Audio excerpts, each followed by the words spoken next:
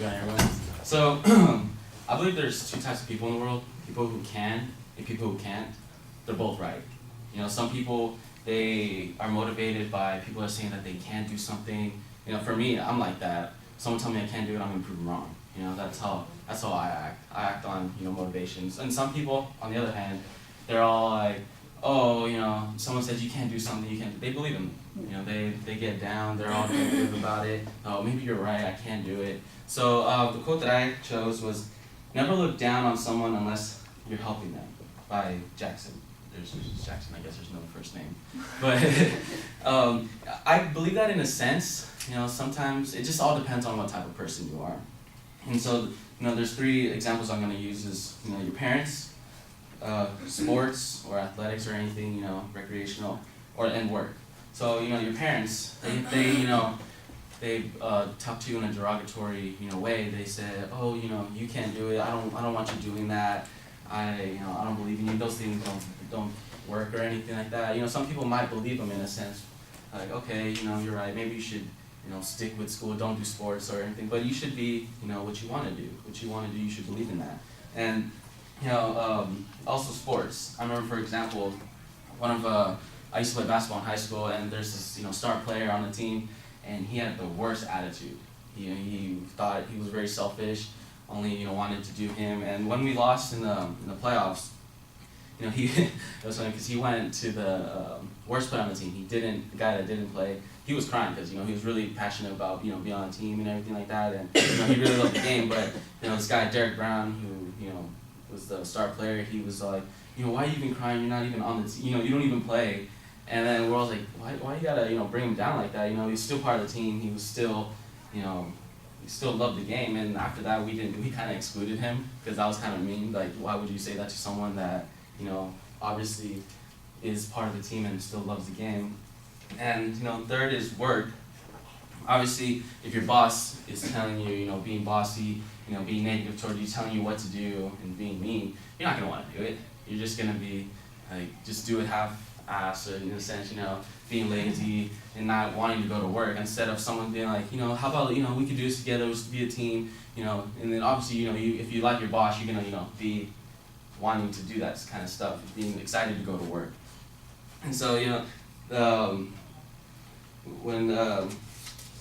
so, you know, sometimes you have to believe in someone. You have to believe in someone before they believe in themselves. You have to encourage people. You have to believe in them saying you can do it before they even, you know, believe in themselves. And so, you know, in a sense, I believe in that quote, but something, it just all depends on what kind of person you are. So, yeah, that's what I think. Thank you.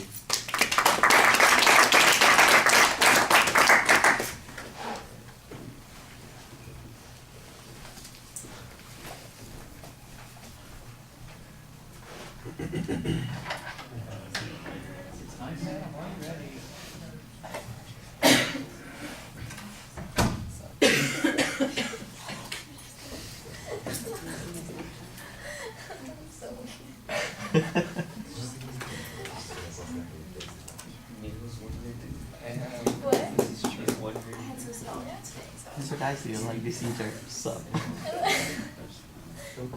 She did it backwards. Funny.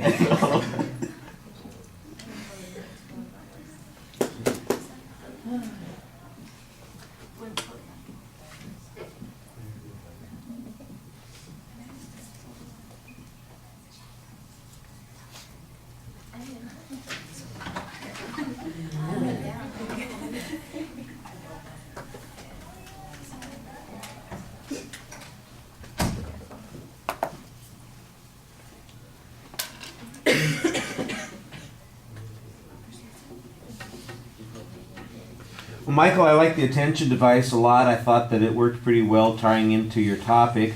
You had a good transition to the quote, a very clear preview of what you were going to be talking about.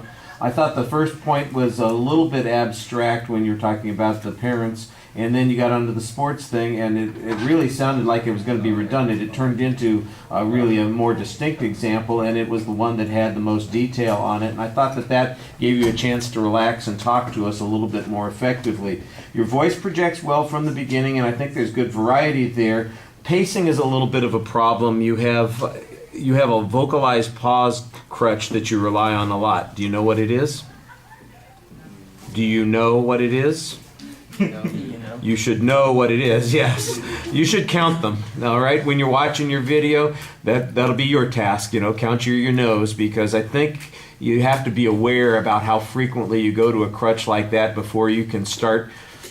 You basically have to strangle it and kill it. You have to force yourself into not doing that. And I know it's an easy thing to do. Everybody falls into crutches occasionally, but once you become aware of them, you have to kind of kick them out of your life and make them less a habit. And that's one of the ways to do it, is to pay attention to how often you fall into that habit. At least in this speech you did. So check on that. I think that will help you a little bit create more fluency in your presentation. Your facial expressions are pretty good. You're animated.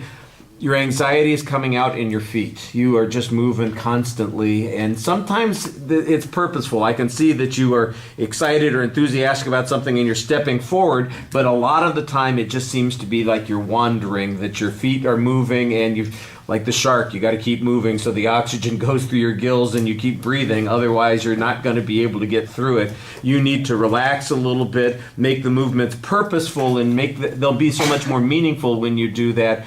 You're pacing around.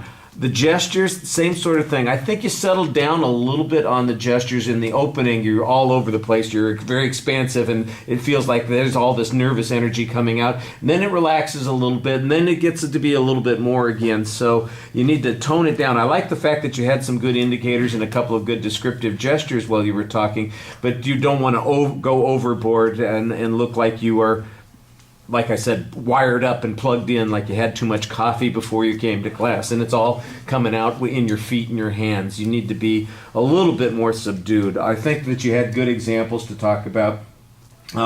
The end of the speech was clear. I think it could be a little bit more graceful, maybe recapping a bit some of the points that you talked about. But I knew that you were done. I just think that and there's nothing particularly wrong with the exit line, except I think that it given what you said, it could work better.